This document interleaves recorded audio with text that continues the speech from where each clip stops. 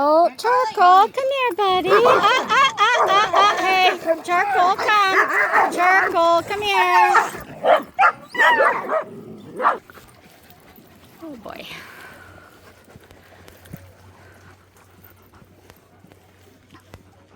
Charcoal, come on, bud. We're going to head this way in the shade.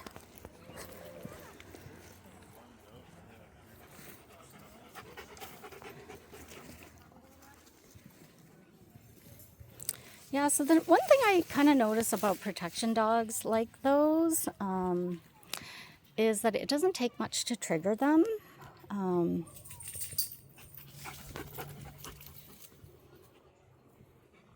Good job, guys.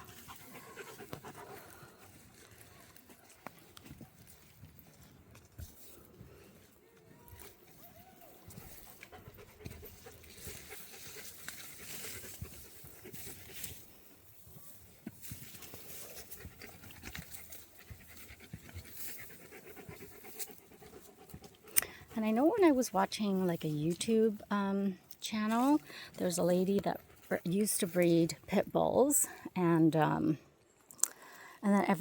she stopped breeding them, and she started breeding Italian Mastiffs instead. And I guess she had a really good sort of leader type.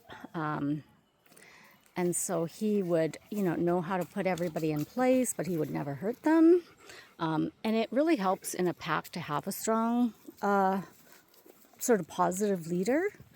But everyone was asking her why she stopped breeding pit bulls, because, these are coming from pit bull lovers, obviously. And trust me, I don't have anything against any breed. I just know that certain breeds have certain tendencies. So, for example, like I consider pit bulls protection breeds. So I find with those kind, they are very protective, and that's in their nature.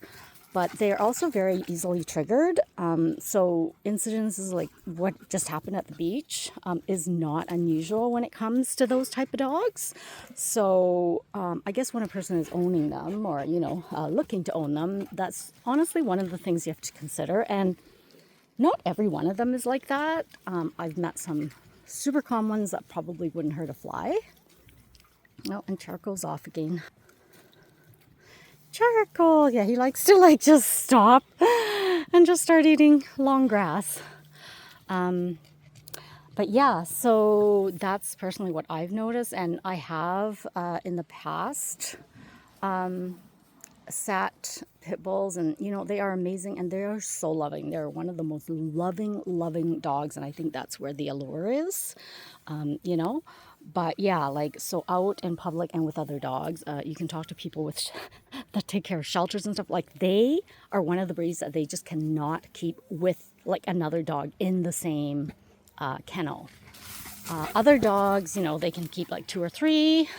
I know one of the workers there said, sadly, if they had to make space, they are one of the first ones to go, just because, and this is in the States, just because it's a matter of do we save one dog, or do we want to save 3 or 4? Because 3 or 4 can fit in this space, whereas with that dog, it's just the one. So, yeah, so I guess it depends on, what a person's preference is. And of course, their breeding background has a lot to do with it. If they both parents have a very calm demeanor, no aggression. And we also have to keep in mind that with those type of breeds, they were at one point bred for aggression. So we don't know how much of that has gone down the line, right? You don't know where your dog's coming from. Oh, look at that.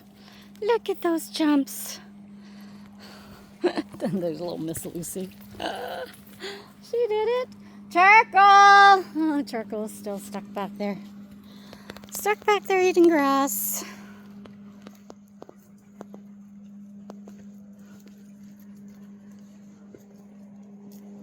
Charcoal! Come on, buddy! Yeah, so for myself personally, because I'm a small person, and and I live in the city. I find from my dog sitting that the best sort of breeds for city folks are smaller type dogs, just because of like, you know, they like, unless you're a super active person that can exercise your dog every day, right? Like bigger dogs generally have a tendency to need more exercise. Like Max here, like he needs to be out at least an hour to two, you know, if not more every day. Whereas like these little guys, you know, less, just because, yeah, they just are kind of like that. But still, they obviously, they're still animals at heart, and they do need to run out their energy. But smaller dogs is smaller poop, less food, right? They require less space. If anything happens, you can literally pick a small dog up and, you know, move them. Whereas like someone like Max, it's going to be a lot harder. And for protection dogs, they're usually built pretty darn tough. Yeah, so I definitely don't recommend anyone getting a dog where it's difficult for them to handle the dog should anything get out of control, because you just want to be prepared. And it's not necessarily like your dog. Sometimes it's the other dog, right? So if they're in a situation where another dog attacks them, like, are you able to physically move your dog, right? Like either pick them up and remove them, or like pull them with the leash. But yeah, like that's kind of what I've sort of come to understand in terms of taking care of dogs.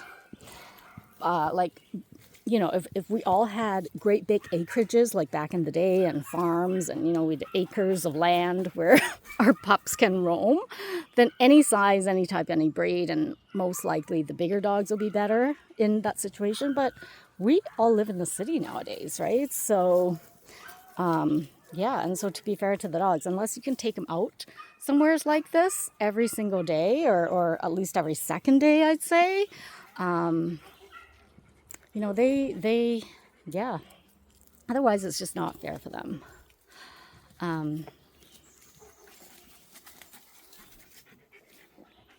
Good job, guys.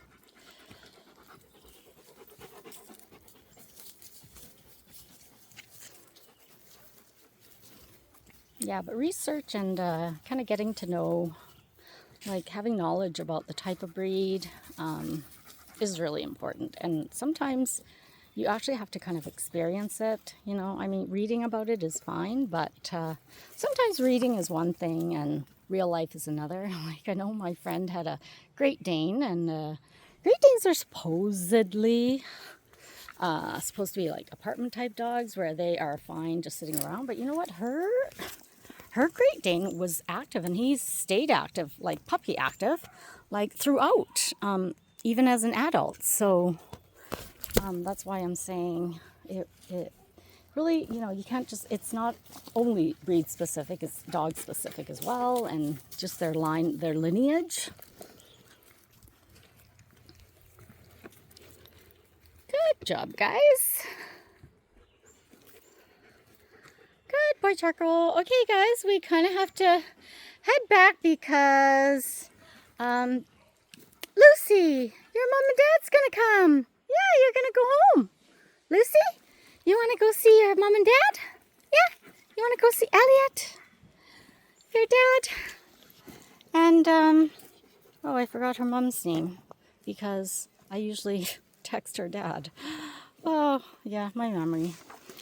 That's why there's phones. We can just scroll back. Oh, yep, that's her other owner. Yeah, and sometimes even like I'm walking and I'm like, oh, their name just skips my mind. It's ridiculous, this aging thing.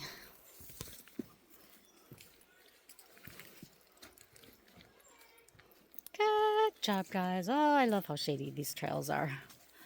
So cool in here. Good job, guys. Good job. Look at how happy they are. Such happy faces. I love it. I love watching their happy faces.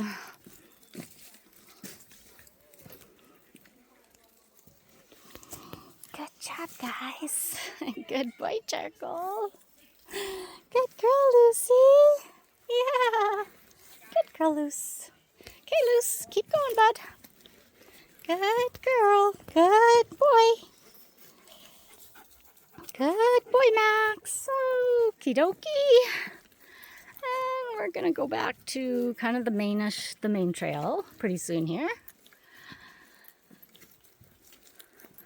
Okay, let's go this way. Yep, good boy. Good boy. Good boy. Good girl. Good boy.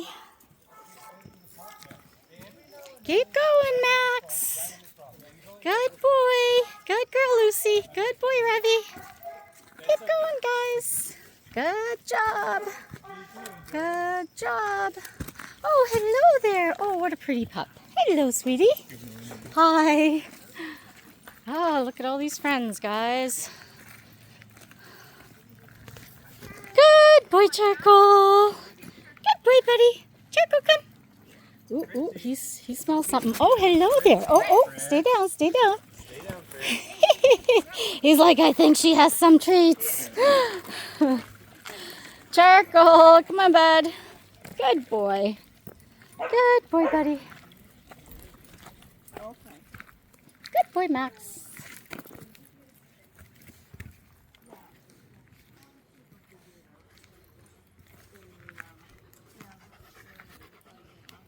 Good girl, Lucy. Look at that happy face. Good boy, Revy. Yeah, look at that happy face. Yeah. Good boy, Max. Aw, giving me kisses. Good boy, Charcoal. Charcoal, over here, buddy. Charcoal. Good boy. Yeah, another happy face. Hey, yeah, good job, guys. Okay. Okay, guys.